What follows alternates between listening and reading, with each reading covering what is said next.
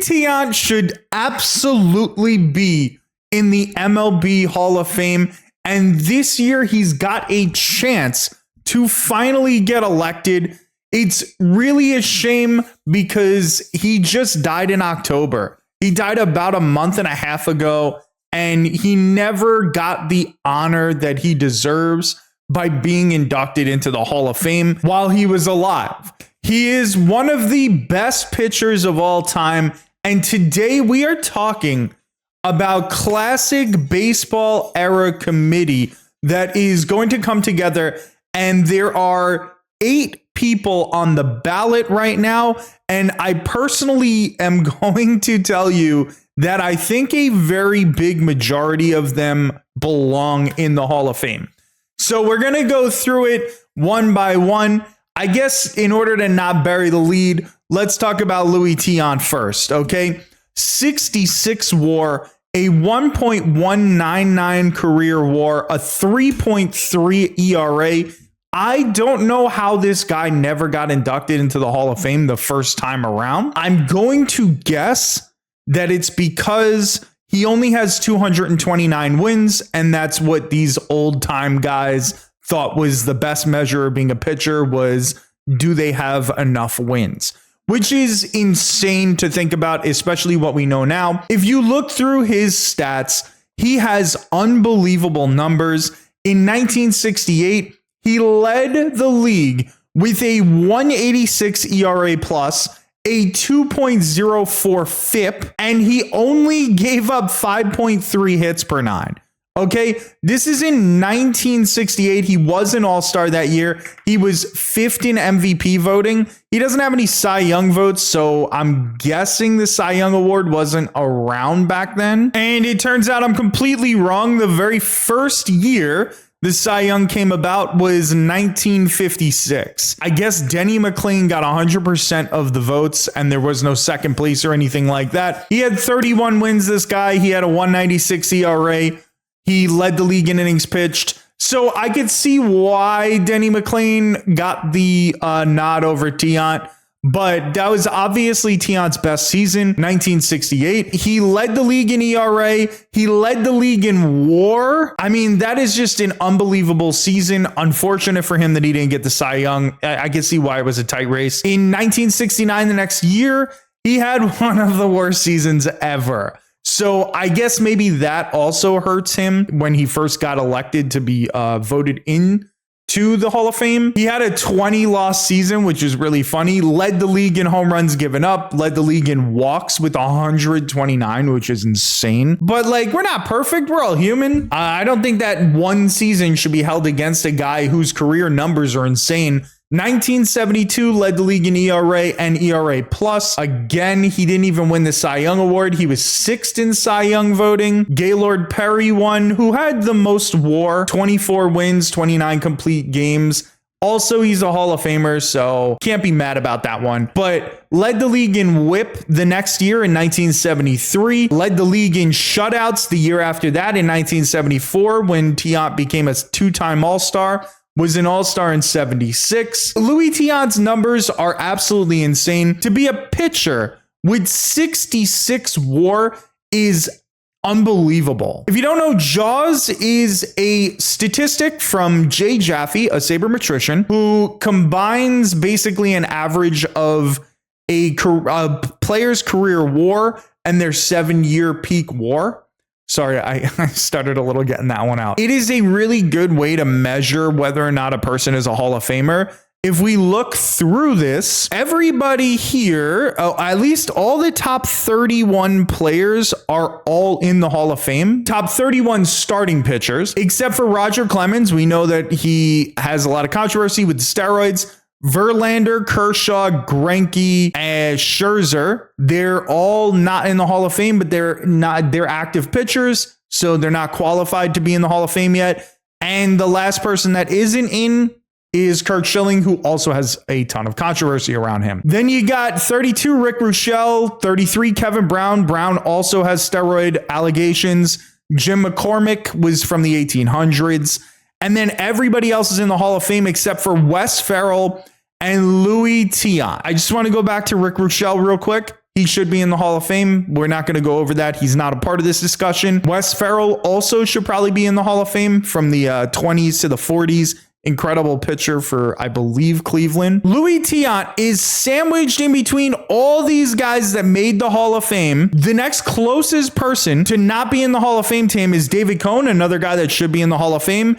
And then CC Sabathia, who's probably getting elected this year. Louis Tiant has a clear-cut case to be considered a Hall of Famer. He should have gotten in right away, and he didn't. Now, I spent a lot more time on Louis Tiant than I wanted to, but I really wanted to get that idea across because this is a guy that's a clear-cut Hall of Famer. And it's a shame he didn't make it because of his lack of 300 wins, which is an insane stat to get to. Then maybe nobody will ever get there again in Major League Baseball. I don't know. That might be wrong. But let's talk about some of our other candidates real quick. We got Dick Allen. Okay.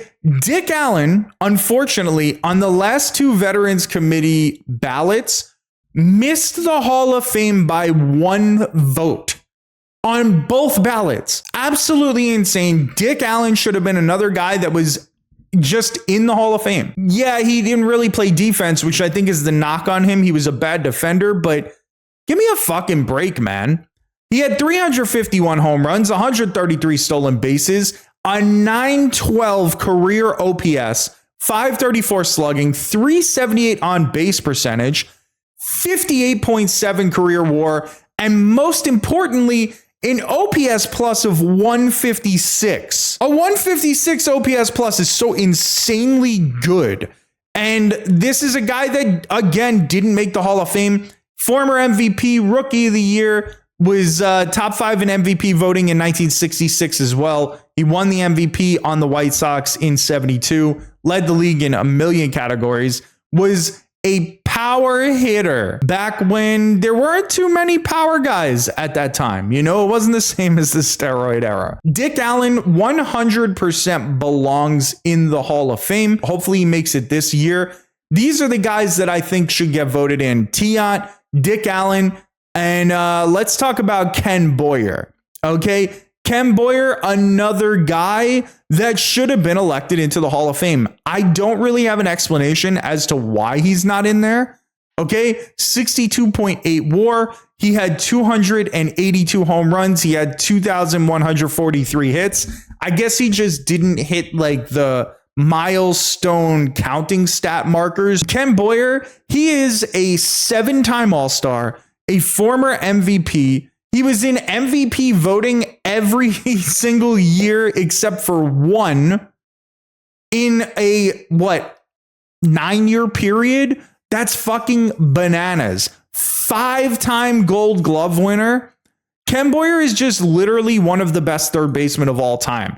If we look through the Jaws leaderboard for third baseman, every single person is a Hall of Famer before Ken Boyer, except for Greg Nettles, who should easily be in the Hall of Fame. It makes no sense that Greg Nettles is not in the Hall of Fame, and it makes no sense that Ken Boyer is not in the Hall of Fame. These are two incredible third basemen. We're not going to be talking about Greg Nettles today, but we are talking about Ken Boyer. Boyer should absolutely be voted in. Those 3 guys should be an utter lock on this Veterans Committee ballot, in my opinion. But they're not the only ones that I think should make it, because we also have John Donaldson. Now, here's the thing. We have John Donaldson and Vic Harris, but I want to talk about them from a different perspective. John Donaldson, from what I understand and what I know about him, he should be in the Hall of Fame.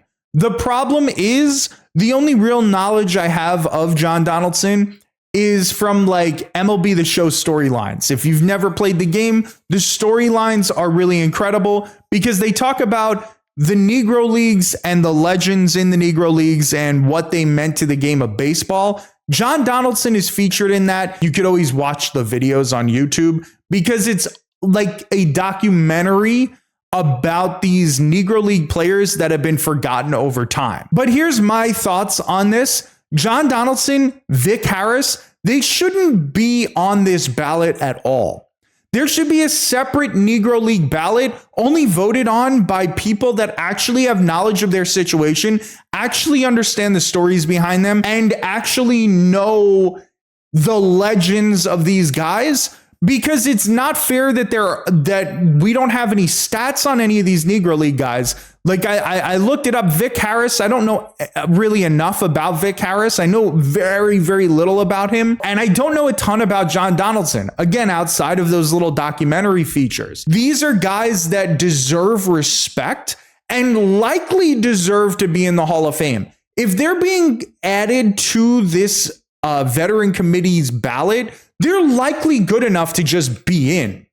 So why don't we have some people like historians or the Negro League Museum people that are working there, like the president, Bob Kendrick, have those guys vote on the Negro League guys separate from the committee ballot?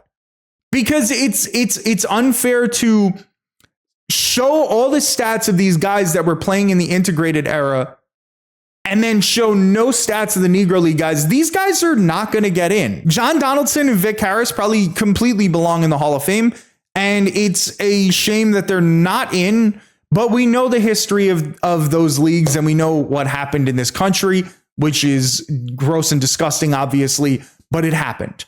So let's honor these Negro League stars by putting John Donaldson in and putting Vic Harris in and not putting them on this fucking ballot. They don't need to be on the ballot with other guys that people really know. They should just be elected or have somebody knowledgeable about the situation be the ones electing these guys. Okay, that's my thoughts on John Donaldson and Vic Harris. Do I think they should be in the Hall of Fame? Yeah, I do. I do. But I don't know if they're really going to get there when they're competing with other guys that belong in the Hall of Fame that didn't get their chance. The next guy we're going to talk about is Tommy John. And I hate to be that guy, man, but Tommy John probably also belongs in the Hall of Fame. Okay, 61.6 WAR, 288 wins, 231 losses. And I think those losses and the lack of getting to 300 wins are what kept him out of the Hall of Fame and kept him without getting like the acknowledgement that he probably deserved. The thing that Tommy John has going for him is the absolute insane longevity of his career, 26 years in the league, 1.283 whip, which is really nice, a 1.11 ERA plus. So he was just always for his career an above average pitcher, a 3.34 ERA. Tommy John was an incredible player and his career lasted for 26 years. When you're pitching at that level for that long, you deserve to be honored.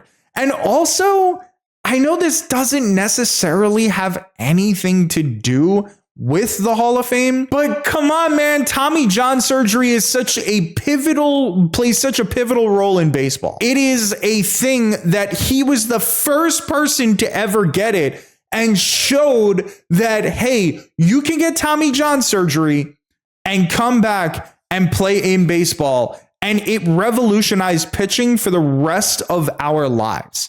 Okay, every pitcher gets Tommy John at this point, which is, insane, but it's true. For his stats and a 60 WAR career, Tommy John should be in the fucking Hall of Fame. I'm sorry, he should be. The only two that I think won't and shouldn't probably make it are Dave Parker with a 40 WAR career. Dave Parker was an incredible, incredible player. He was really good, former MVP. He had a bunch of all-star appearances.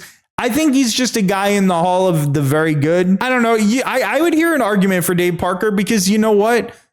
Harold fucking Baines is in the Hall of Fame. So I wouldn't be upset if they voted in Dave Parker. I think out of all 8 of these guys, he's one of the least worthy guys to get in. But Dave Parker, incredible career, incredible ball player. And the worst candidate on this ballot to me is Steve Garvey. They got it right by not electing him into the Hall of Fame. Steve Garvey was a guy that had an incredible name in baseball. Like everybody knew Steve Garvey, but he didn't have the numbers to back it up. He didn't have the stats.